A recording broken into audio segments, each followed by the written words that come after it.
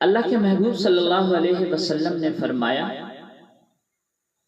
کہ بنی اسرائیل میں 4 انبیاء ایسے گزرے ہیں کہ جنہوں نے 80 سال مسلسل اللہ کی راہ میں جہاد کرتا رہا۔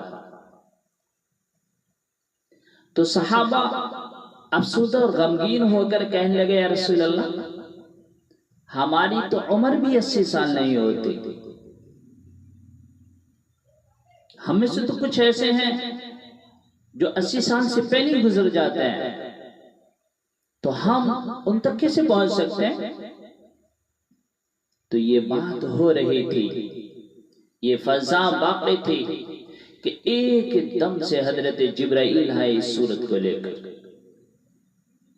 اِنَّا أَنزَلْنَاهُ فِي لَيْلَةِ الْقَدْرِ وَمَا أَدْرَاكَ مَا لَيْلَةُ الْقَدْرِ لَيْلَةُ الْقَدْرِ خَيْرٌ مِّنْ أَلْفِ شَهْرٍ تَنَزَّلُ الْمَلَائِكَةُ وَالرُّوحُ فِيهَا بِإِذْنِ رَبِّهِم مِّن كُلِّ أَمْرٍ سَلَامٌ هِيَ حَتَّى مَطْلَعِ الْفَجْرِ۔ کہ ہم نے اس کو شب قدر میں اتارا۔ تمہیں کیا خبر ہے کہ شب قدر کیا ہے؟ شب قدر لیلۃ القدر 1000 مہینے سے بہتر ہے۔ اس میں حضرت جبرائیل فرشتوں کے ساتھ اترتے ہیں اللہ کی اجازت سے امر کو لے کر، اور وہ صبح صادق تک رہتی ہے۔ تو اس رات کی، ایک رات کی عبادت 83 سال کی عبادت سے زیادہ اللہ شمار فرماتا ہے۔ ہمارے ہندوستان میں تو یہ فکس کر دیا گیا کہ یہ شب قدر ہے، یہ بہت بڑا مغالطہ ہے۔ اللہ کے نبی نے فرمایا کہ یہ طاق راتوں میں گھومتی رہتی ہے، اسے تلاش کرو۔ وہ 21 بھی ہو سکتی ہے، 23 بھی ہو سکتی ہے، 25 بھی ہو سکتی ہے، 27 بھی ہو سکتی ہے، 29 بھی ہو سکتی ہے، لہذا اسے تلاش کرو۔ فکس نہیں ہے، ان میں یہ کسی میں بھی ہو سکتی ہے، وہ 23 بھی ہو سکتی ہے، 25 بھی ہو سکتی ہے، 27 بھی ہو سکتی ہے، 29 بھی ہو سکتی ہے، اسے تلاش کرو۔ تو اللہ تعالیٰ نے ہمارے نبی پر جو قرآن کو اتارا وہ رمضان کا مہینہ تھا، 21 رمضان المبارک، پیر کی رات۔ اس وقت ہمارے نبی کی عمر مبارک 40 سال 6 مہینے 10 دن تھی، جب حضرت جبرائیل غار حرا میں تشریف لائے اور فرمایا اقرأ بسم ربک الذی خلق۔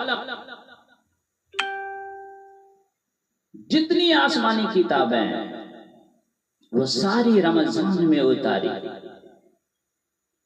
لیکن قرآن کریم کو لیلۃ القدر میں اتارا۔ اور یہ لیلۃ القدر صرف ہمیں ملی ہے، اس سے قبل کسی امت کو یہ راتیں نصیب نہیں ہوئی۔ کسی امت کو بھی یہ لیلۃ القدر کی ایسی رات کہ جس میں وہ جاگ لیں اور 83 سال سے زیادہ کی عبادت اس کے لیے بہتر ہو، صرف اس امت کو ملی ہے۔ یہ اللہ کی طرف سے بہت بڑا انعام ہے، اور یہ وہ رات ہے جس میں بخشش عام ہوتی ہے۔ حضرت جبرائیل فرشتوں کے ساتھ اترتے ہیں، جو اس رات میں جاگ رہا ہوتا ہے، کوئی قرآن پڑھ رہا ہوتا ہے، کوئی تلاوت کر رہا ہوتا ہے، کوئی ذکر کر رہا ہوتا ہے، کوئی نفل پڑھ رہا ہوتا ہے، تو سب سے یہ مسافہ کرتے ہیں، سب سے مسافہ کر رہے ہوتے ہیں۔ اور اس میں کیا ہوتا ہے کہ یہ سارے صبح صادق تک اکٹھے ہو جاتے ہیں اور حضرت جبرائیل سے پوچھتے ہیں، جبرائیل اللہ نے امت محمدیہ کے لیے کیا فیصلہ کیا ہے؟ حضرت جبرائیل فرماتے ہیں کہ اللہ نے سب کی بخشش کر دی ہے سوائے 4 آدمیوں۔ 4 آدمی ایسے ہیں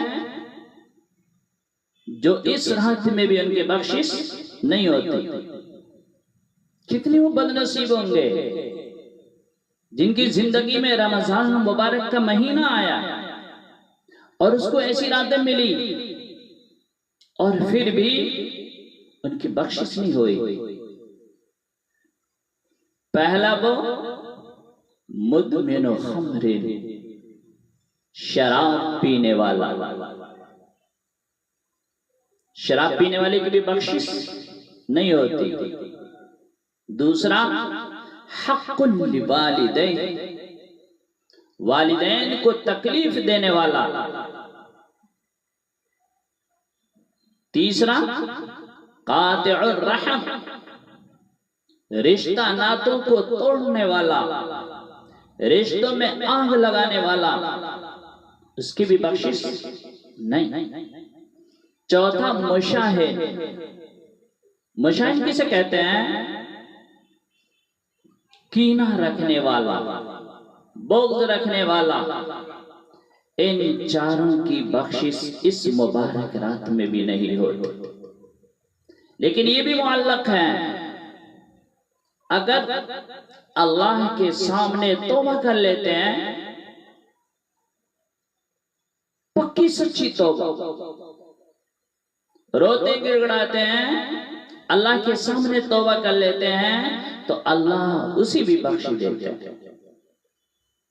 تو میرے بھائیو، یہ ایک ایسی رات ہے کہ جس رات میں اللہ اعلان عام کرتا ہے کوئی مانگنے والا جسے عطا کروں، ہے کوئی روزی مانگنے والا جسے روزی دوں، ہے کوئی مصیبت میں گرفتار ہونے والا جس کو اس مصیبت سے چھٹکارا دلاؤں، اعلان عام ہوتا ہے۔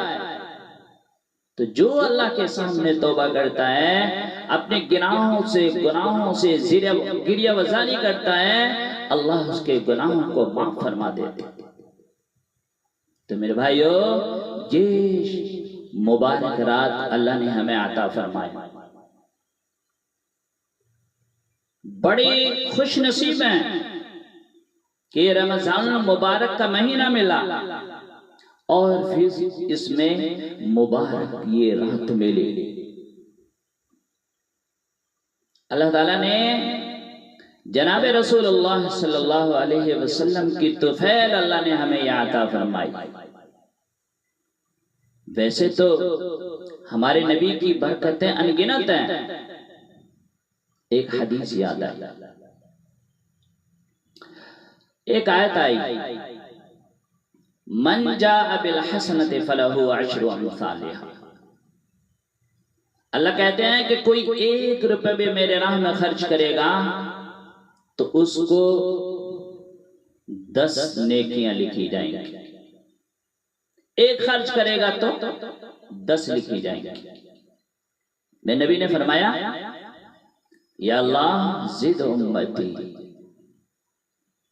یا اللہ یہ تو ساری امتوں کو دیتا ہے پر میری امت کو کچھ زیادہ دے دے۔ اللہ نے پھر دوسری آیت اتاری، من ذا الذی یقرض اللہ قرضا حسنا فیضاعفہ لہ اضعافا کثیرا، کہ ہر کوئی جو اللہ کو قرض دے کئی گنا کر کے اسے واپس کروں گا۔ اس میں تو کوئی گنتی کی تعداد نہیں ہے نا۔ پھر بھی میرے محبوب نے کیا کہا؟ ہائے ہمارے نبی نے کیا کہا؟ یا اللہ کچھ زیادہ دے دے۔